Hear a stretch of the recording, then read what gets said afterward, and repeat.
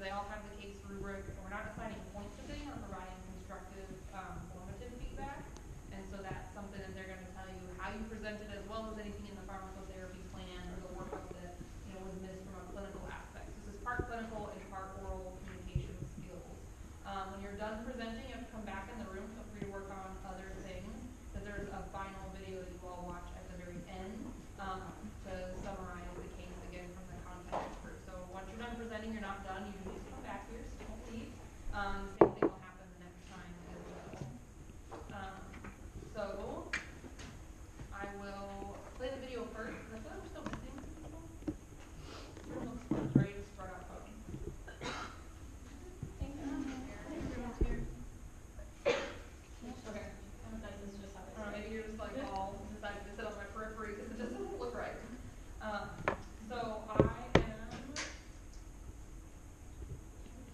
introduction. So the patient case is going to be Greg Anders. That's the person in EHR Go. And there is, make sure the volume is all the way up. There is this introductory video you need to listen to first. Okay.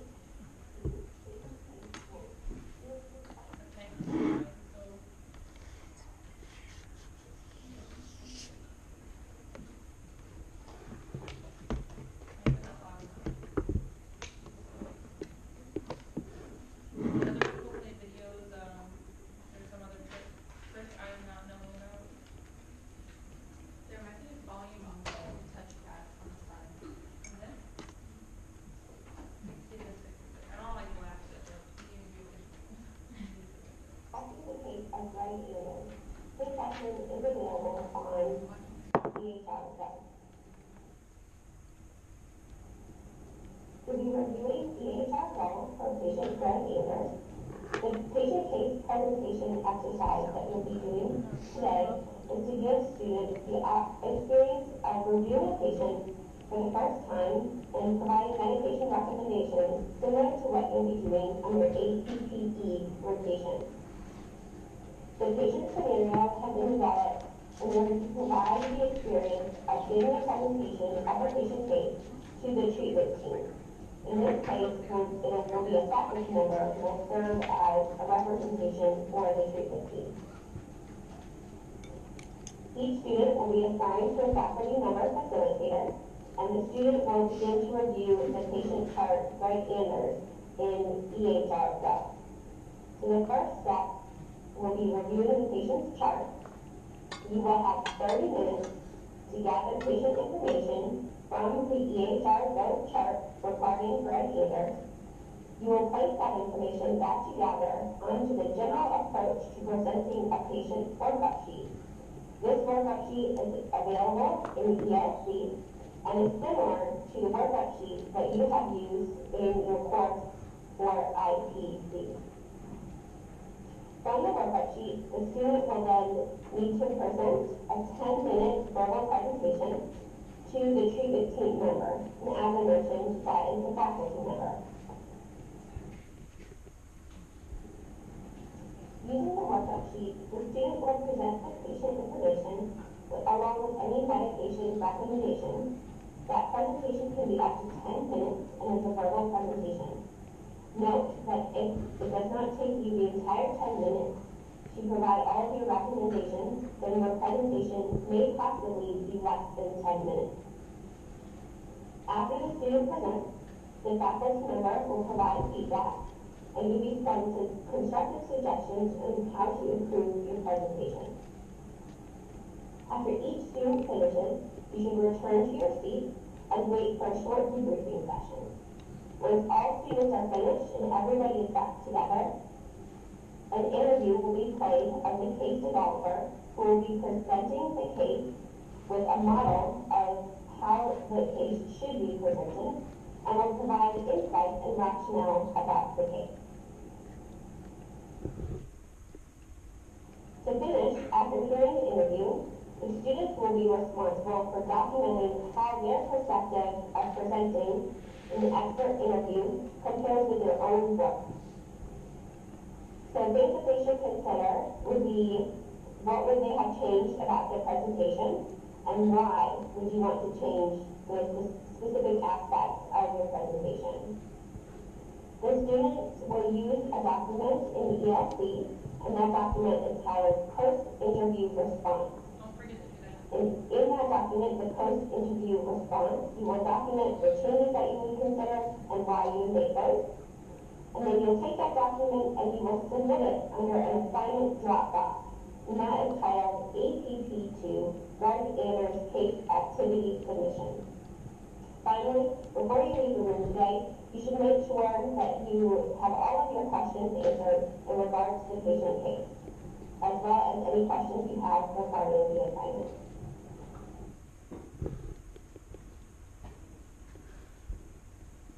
Okay, so I'm just gonna start down here, and you guys are gonna count off to 10, and then I'm gonna tell you what room you're in based on your number. So write down your numbers, and I'm gonna tell you where you go. 1, 2, 3, 4, 5, 6, 7, 9, 10. 1, 2, 3, 4, 5, 8, 9, 10. 1, 2, 3, 4, 5, 6. Okay, so group number 1, you're with Corey in room 108. Group number 2 is with Dr. Abusawa and her office 106.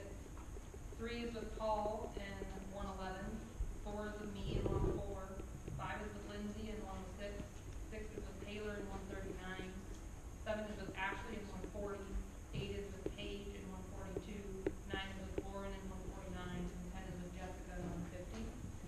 149 and 150 are the rooms back here. So in about 30 minutes, I'm going to touch base with y'all. I'm going to be in here if you have some questions.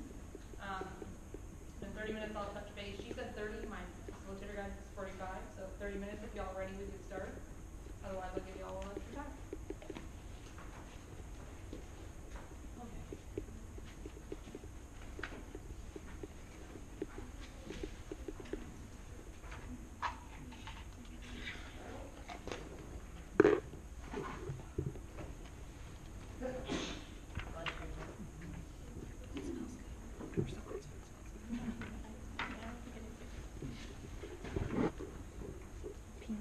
I was about to say, I'm sure she's smelling like peanut butter.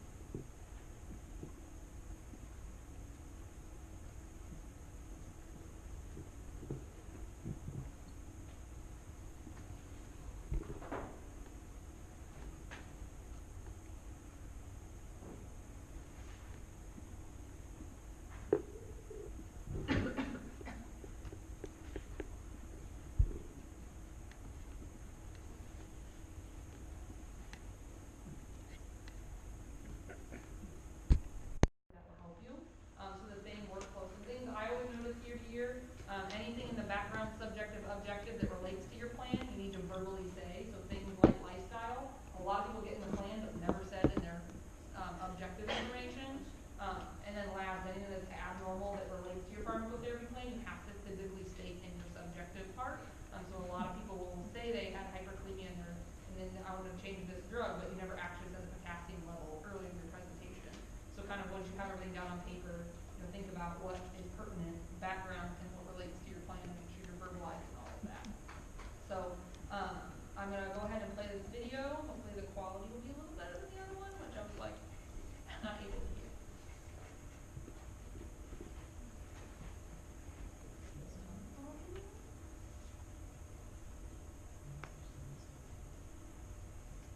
Good morning, everyone. This is not a morning class, it's an afternoon class. Good afternoon, everyone. Today we're going to be going through this patient case with Greg Anders. Greg Anders is a 60-year-old male, and he presents to clinic today with the chief complaint of, I checked my blood pressure at the pharmacy last week and it seems to be running high. And so we gathered some information from Mr. Anders. We have some subjective and objective information, and we're going to go through what we think is a postulated problem list as well as the solutions for those things. So first problem on his list, the primary problem is uncontrolled hypertension. In terms of the subjective information that we have to support that, he's had several high blood pressures at pharmacy when he checked his blood pressure there. He thinks that he has a little bit of extra stress due to recently moving to a new residence, starting a new job, and overall just a higher level of anxiety and stress. And then he stopped exercising as he used to and started dining out a lot. And he states that is a lot of fast food. He also is mentioning that he's having frequent headaches about 4 to 5 times per week, in which he's taking Excedrin migraine for. Objectively, the information that we have to support uncontrolled hypertension includes a recent increase from lisinopril to lisinopril 40 milligrams from 20, so he was already giving an increase of medication, as well as his previous blood pressures that we have available in our EHR Go chart of 162 over 94 millimeters of mercury and 158 over 92 millimeters of mercury. We also have some labs that we need to take care of when we're taking a look at his uncontrolled hypertension. We have a serum creatinine of 2.98, which is elevated, a potassium of 5.1, which is also elevated, and then a glucose that ended up coming out of 199 milligrams per deciliter that we can't particularly ignore at this time. So, in terms of an explanation of the drug-related problem here and treatment goals, we're shooting for a goal per the 2017 AHA-ACC guidelines of less than 130 over 80 millimeters of mercury. And so what we want to do is make sure that our medications and our lifestyle recommendations reflect that for Mr. Anders. So first things first, when we talk about our plan and our recommendation, we want to verify his adherence. He's had an increase in his dose of lisinopril, but we need to make sure he's taking it at all. He said that he moved to a new residence, he started a new job, and he has some increased stress. And so we need to ensure that he didn't lose his medication in the move, or his increased stress hasn't prevented him from being adherent. Second thing, reviewing lifestyle modifications with this patient. And so as we see in the information he's given us and in his chart, he has a poor diet at this time. He's eating a lot of fast food. That can be improved, possibly with the DASH diet here, some recommendations. Exercise, he stopped exercising, so that can have a really large impact. Smoking cessation, he's currently a tobacco user, about 1 pack per day, and so encouraging smoking cessation using our 5 A's here. Alcohol moderation, he has about 2 to 3 alcoholic drinks per night in the week, and so having him decrease that can help improve his blood pressure. And then caffeine cessation or moderation. So he's been talking about how stressed he is, he started a new job, sometimes people drink a little extra coffee. He stated he's had about 2 cups of coffee every morning and another cup with lunch. So decreasing his caffeine can help here as well. The third thing we can do here is to discontinue his Excedrin use. So he mentions to you he's had headaches. Because of those headaches, he started taking Excedrin.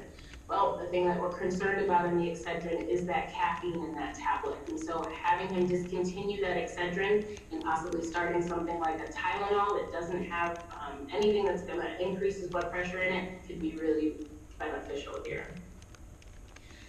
Fourth thing, if the patient has been adherent to his lisinopril dose, then you can consider adding on an additional agent, such as a calcium channel blocker.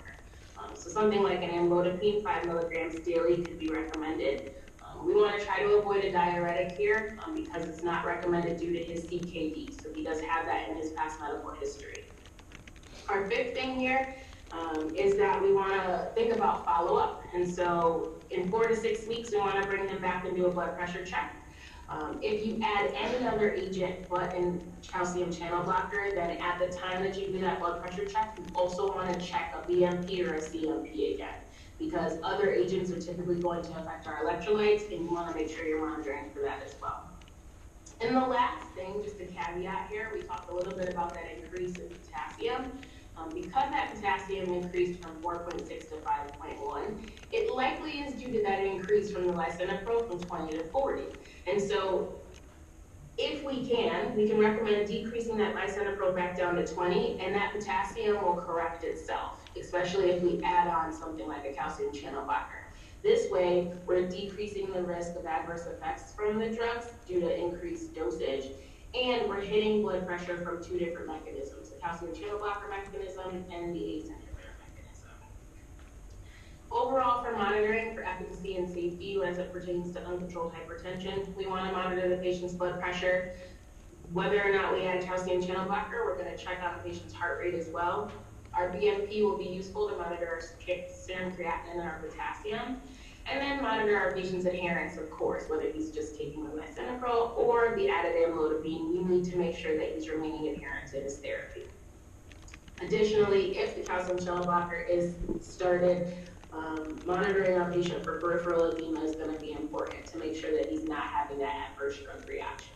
So that is how we will approach our first primary problem, uncontrolled hypertension. The second issue that Mr. Anders has is these headaches. They can't be ignored. They led him to start taking Excedrin, which is likely potentiating his uncontrolled hypertension. So these are something that we need to take care of.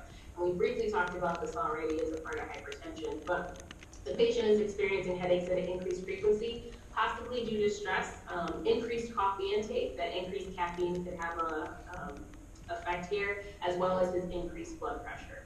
And so Excedrin migraine is possibly increasing his blood pressure, and we want to really truly prevent these headaches from occurring if we can, so helping to give him some education on how to do that. So our plan here, definitely, as we've stated already, DC that OTC Excedrin. It's got to stop.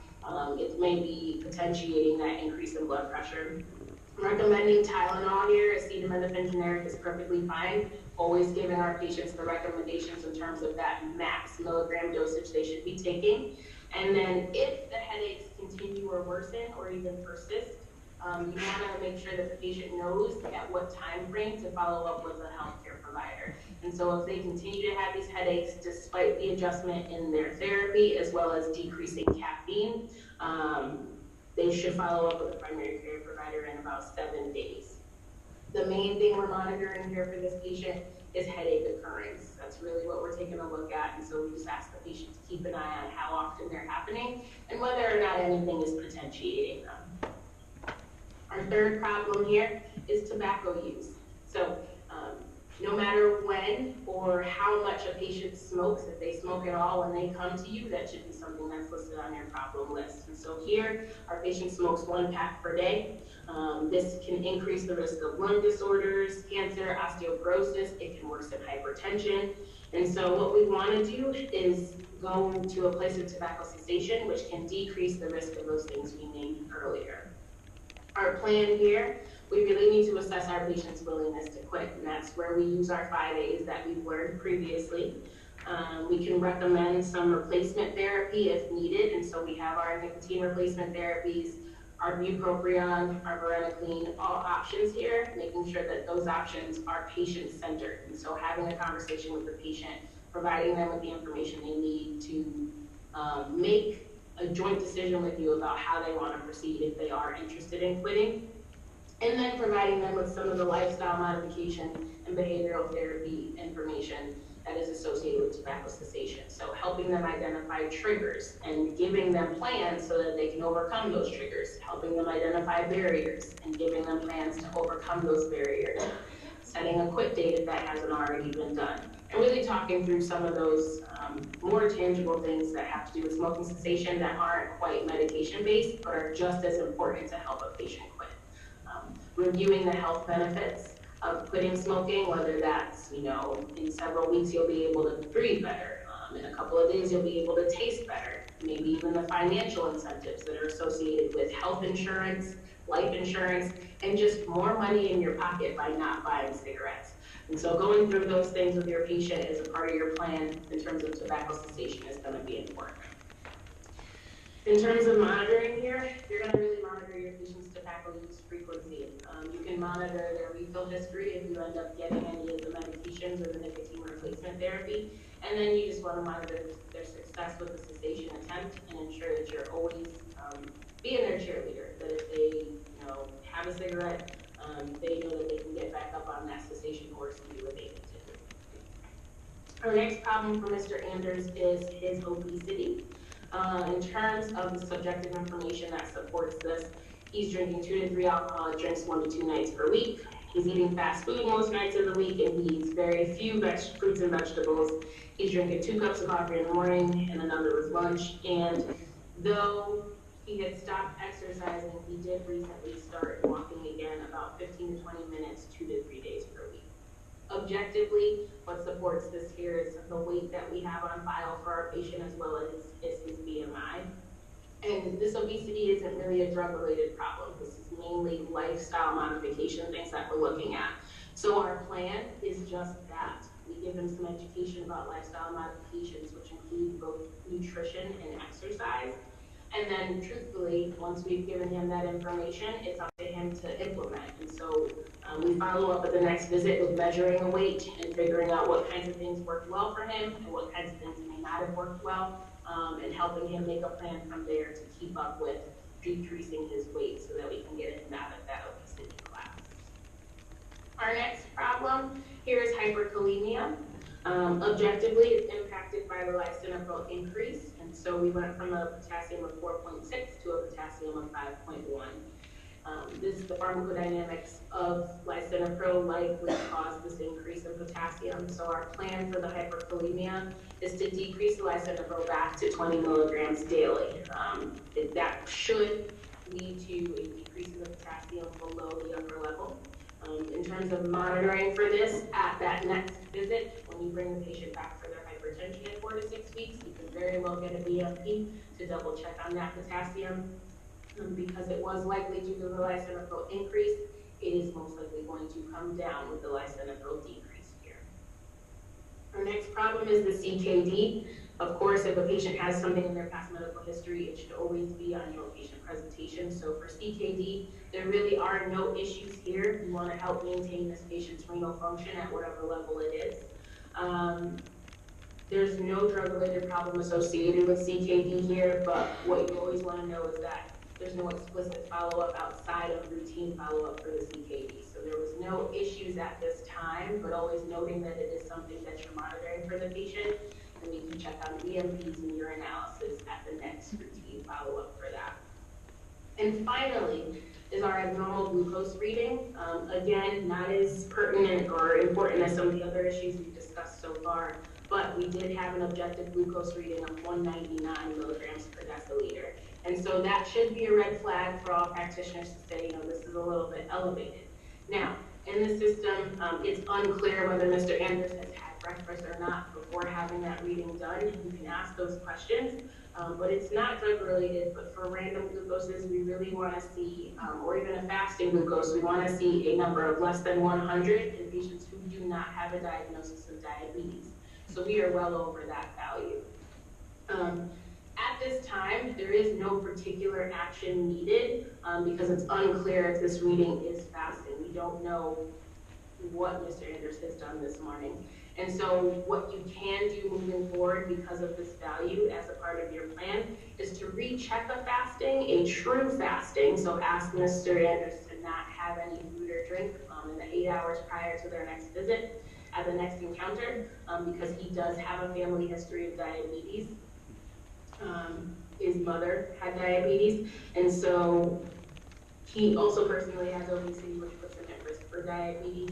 And you can consider obtaining an A1C at the next visit also if needed appropriately. But depending on your practice site, sometimes insurances don't pay for those. So our fasting blood glucose is the way to go there.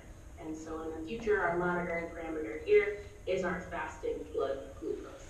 So those are our problems for Mr. Anders. Those are our approaches to those problems.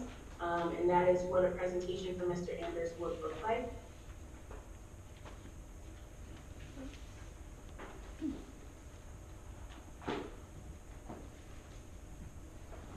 In terms of this overall case and what you can expect on APPEs, this is a pretty common patient that you would see. And overall, taking a look at Mr. Anders' chief complaint first is going to be what's really important. And that's for any patient. And so making sure that you address whatever the problem is that the patient comes in with is going to be paramount because if you don't, that leads to patient mistrust. They came in and told you something was wrong with them, and instead you decided to check on their glucose and look at their potassium and not really address the cardinal problem, which I'm worried about my blood pressure. And so making sure when you're reviewing a patient case that you hone in on that chief complaint and make that one of your priorities is going to be very crucial moving forward as you practice. Other things and pros to think through as you're developing your problem list.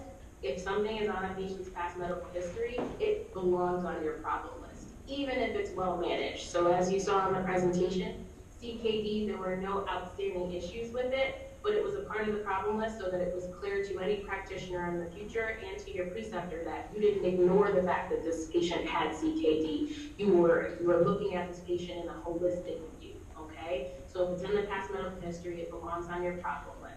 But as you prioritize it a little bit lower, because if it's managed, then it doesn't need to be higher up on your list.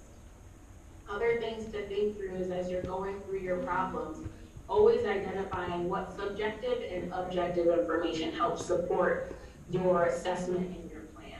And so as you saw when we talked about uncontrolled hypertension, I utilized this objective information of the blood pressures that were obtained in clinic that were elevated, as well as the subjective information from the patient that included the poor diet, the stress that they've been under, the caffeine that he's been intaking, as well as though headache was a different problem, that extended migraine could be contributing to that elevated blood pressure as well. So always looking for all of the little tidbits in what the patient is telling you that can support the issues that and the problems that the patient is having. And the last pearl that I want to give you guys is when you're prioritizing, you start with that chief complaint and you work down from there. And so as you saw in our problem list, the abnormal glucose was last. We're not going to ignore it. He has a family history of diabetes and he has some increased risk for diabetes based off of his own issues that he has going on. But it was prioritized last because his blood pressure, his headaches, his tobacco use, and obesity really do trump an abnormal glucose at this point because we don't really have a clear indication of whether that was a fasting or a postprandial reading. Hyperkalemia, also more of an issue than that fasting glucose because if that hyperkalemia potentiates, then we have issues with heart rhythms, and that could lead to a much bigger problem. And then our CKD being just monitoring that also came before the blood glucose again because we didn't know when it was red. So when you're prioritizing, think through kind of the acuity of these problems and being able to identify which one do I need to manage first and then work from there. And if you run into some gray areas, everyone's a little bit different. Someone may have put abnormal glucose over CKD. That doesn't make it incorrect as long as you can justify as to why you did that, okay? So I hope that this has been helpful, and I hope you guys have a great day. Don't forget to submit your reflection, comment on ELT. Any questions about the case or anything she said that was different or confusing?